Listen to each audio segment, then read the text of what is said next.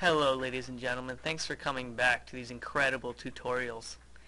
What we're going to do now is learn about layer effects. So right now I have a text here that's misspelled, so I'm going to change it. Thanks to Mr. D. Alright. Does that make you happy, Mr. D? Mm-hmm. Now, Razor needs some layer effects. It's pretty boring right now. It needs to pop from the image, from the background here. So let's give it some contrast, shall we? Let's go down to layer effects here and go to drop shadow. Oh, first, I always forget to do this, zoom in to your text first so we can really see what they look like. Go to layer effects, drop shadow, pull this to the side. Oh, look at that. That is lovely. So you can change the distance here. Keep it close. Don't do a big shadow like that, please. That looks really tacky. Watch out for the size. If you bring the size down to 0, look at, you get that hard edge and it looks really cheesy. So always make sure your drop shadow has a soft edge. And you could do any of these. Inner shadow, outer glow, inner glow.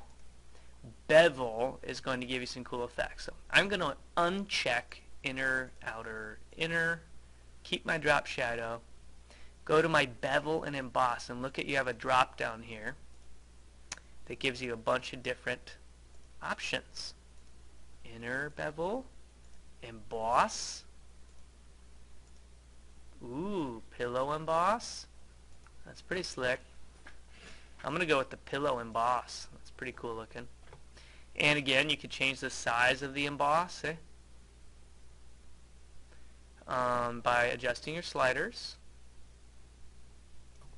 And you can apply a stroke. Stroke is going to put an outer edge on your, and I'm going to put a white, like maybe a light gray, just to give it some contrast.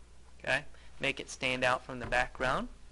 And I want to bring that all the way down to a 0. I don't want it too much. And I can change the opacity of the stroke. So it's just a real subtle contrast happening there. I can apply a satin finish. I can apply a color overlay, a gradient to my text, a pattern. That looks pretty sweet right there, actually. I like that. You could change the opacity of that. Ooh la la. I'm going to keep that right in there. And also you can do texture here as well by changing. Look at, you can change the texture to give it, make it more intense or less intense.